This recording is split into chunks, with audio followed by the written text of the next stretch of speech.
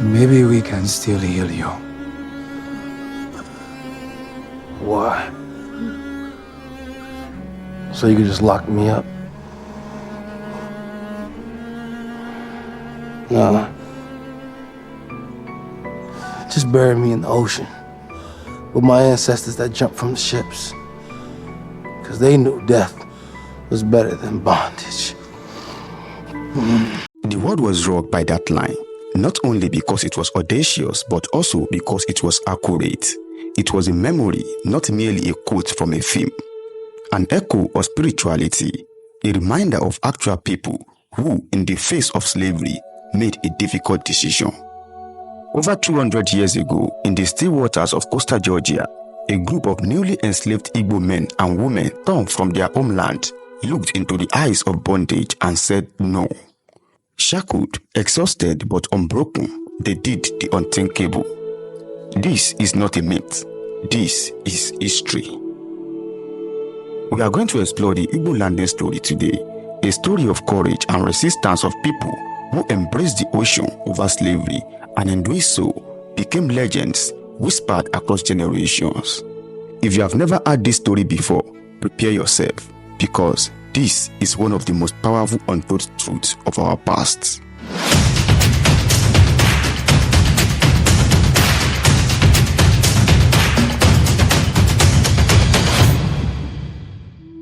The Igbo Landing of 1803 began as a tragic incident on a Georgia shoreline. A group of enslaved Igbo people, in an act of collective defiance, chose death over bondage. But in the 2 centuries since, that act has reverberated far beyond Dunbar Creek. It has entered folklore as the tale of slaves who could walk on water or fly home.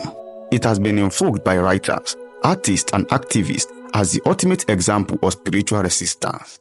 And it has been formally recognized as an important historic site that speaks to the horror of the slave trade and the courageous refusal of some to accept these horrors passively. But many Africans still do not know this story or about what happened that led to this tragic event. Today, we are uncovering one of the saddest and courageous moments in the history of Africans, particularly the Igbo people of southeastern Nigeria. To have a better understanding of the event, let's take a walk back to the transatlantic slave trade era. The transatlantic slave trade from the 15th to 19th centuries was a brutal commerce that uprooted millions of Africa from their homelands. Europeans and American traders, in partnership with some African intermediaries, captured or purchased people from West and Central Africa and trafficked them across the Atlantic to the Americas. For over a span of roughly 400 years, about 12 to 15 million African men, women, and children were forcibly transported into slavery in the New World. Countless others perished during violent raids, forced marches to the coast, or the horrific Middle Passage voyage itself, where between 1.2 and 2.4 million people died on board slave ships. This mass displacement devastated many West African societies, including those in the Bight of Biafra region, the Bay of Eastern Nigeria, and Cameroon. It is estimated that about 14.6% of all African enslaved in the Americas came from the Bight of Biafra alone, a proportion second only to West Central Africa. The Bight of Biafra ports like Bonny and Calabar in present-day Nigeria were major shipping points, falling in captives from inland ethnic groups to slave ships. One of the largest ethnic groups caught in this tragedy were the Igbo people of southeastern Nigeria.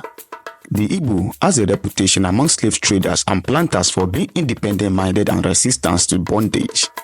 During the 18th century, many Igbo were kidnapped in the hinterlands through village raids or dubious judicial practices and sold to coastal traders. Historical account notes that Igbo captives often rebelled or even took their own lives rather than remain enslaved, preferring death to loss of freedom.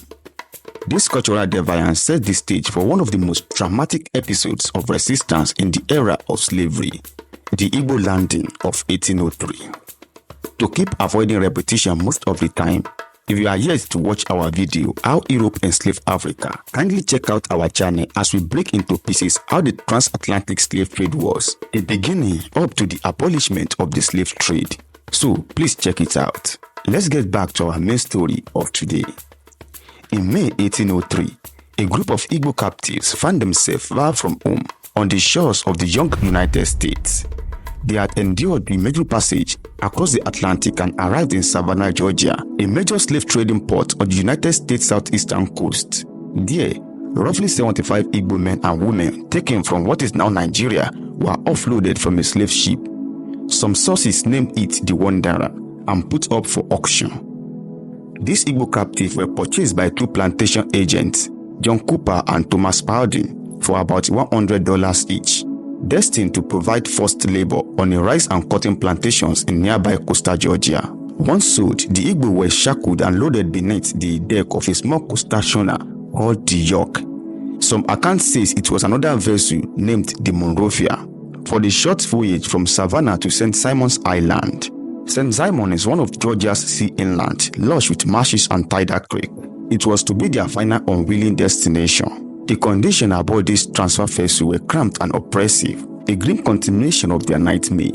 But during this trip, something extraordinary happened. The Igbo captives fought back. As the schooner York made its way along the inland waterways, the Igbo captives seized an opportunity.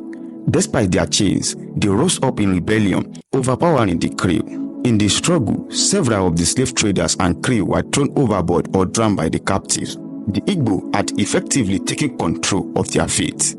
The vessel, now without its original crew, drifted off course and ran aground in the murky waters of Dunbar Creek, a tidal marsh inlet on St. Simon Island that flowed into the Atlantic. This glaring site is where the final act of resistance unfolded, a place forever known in history as Igbo Landing. Having freed themselves from their captors, the Igbo men and women left the stranded boats and marched onto the marshy shore of St. Simon. What happened next has been preserved in both written records and referent legends. According to an account by Roswell King, a white overseer from a nearby plantation who witnessed the aftermath, the Igbo walked into the swampy creek and drowned themselves in a collective act of defiance. Later retelling had vivid details. The Igbo leader, described as a high chief, led his people in a chant song in the Igbo language as they waded deeper into the water. They sang, "The water spirit brought us. The water spirit will take us home," invoking Chukwu, the supreme god in Igbo spirituality, and entrusting their soul to the sea.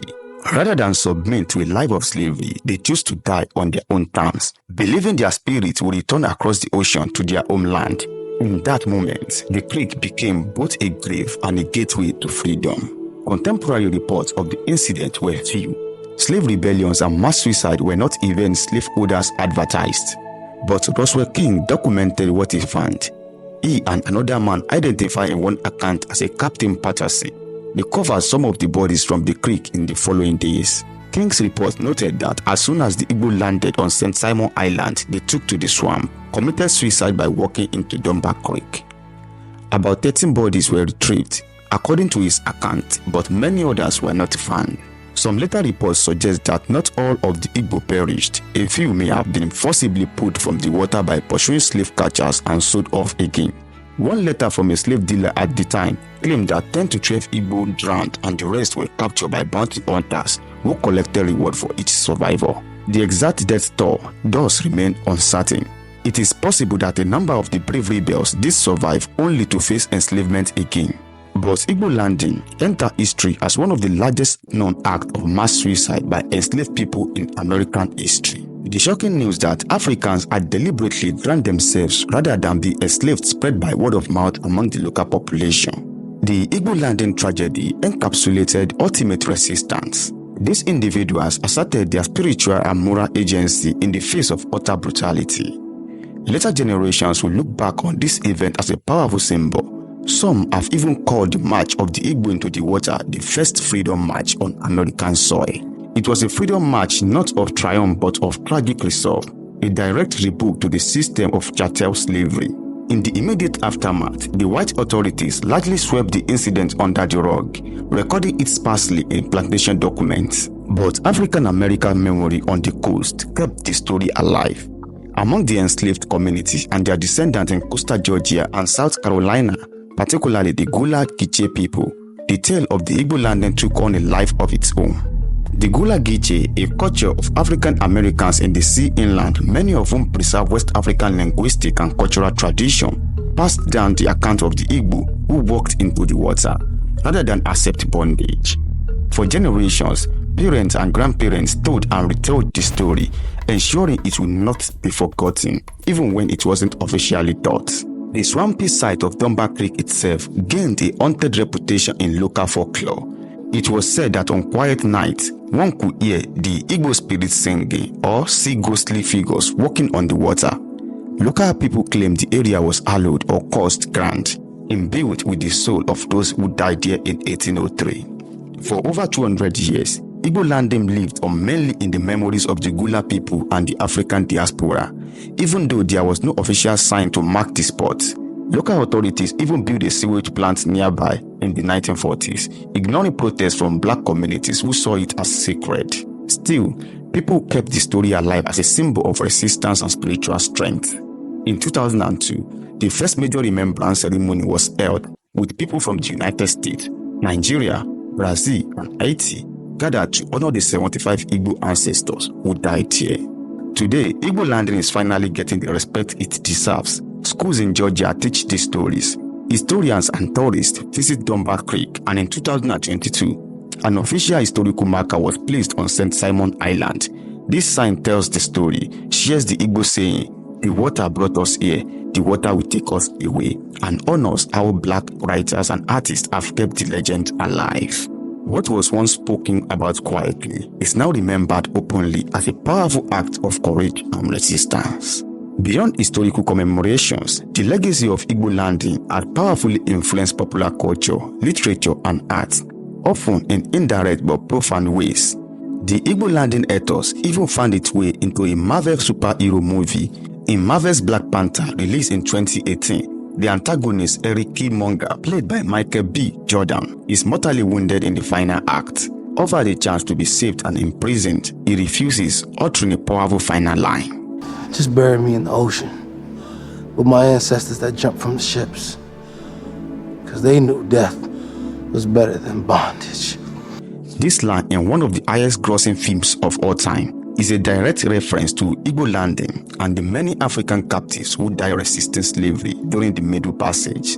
It was celebrated by audiences as a profound acknowledgement of ancestral resistance, bringing the Igbo Landing spirit squarely into mainstream culture.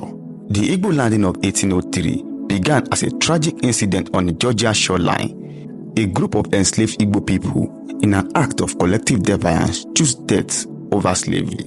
Over time, this brief act became legend. Some say the Igbo could walk on water or fly back home. Writers, artists, and activists have used this story as a symbol of spiritual resistance and courage against oppression. Today, Igbo Landing is honored as sacred ground. Visitors feel the deep history when they stand by the creek, where the water still seems to whisper their story. Thanks to community's effort, schools now teach this history. Marker stands at the site, and Gullah people hold ceremonies to remember. This powerful legacy reminds the world that for the Igbo, freedom worth everything, even life itself. If you are yet to watch our video, How Europe Enslaved Africa, kindly check out our channel as we break down how the transatlantic slave trade was, the beginning up to the abolishment of the slave trade era. So please check it out. And thank you for watching. I will see you in my next video.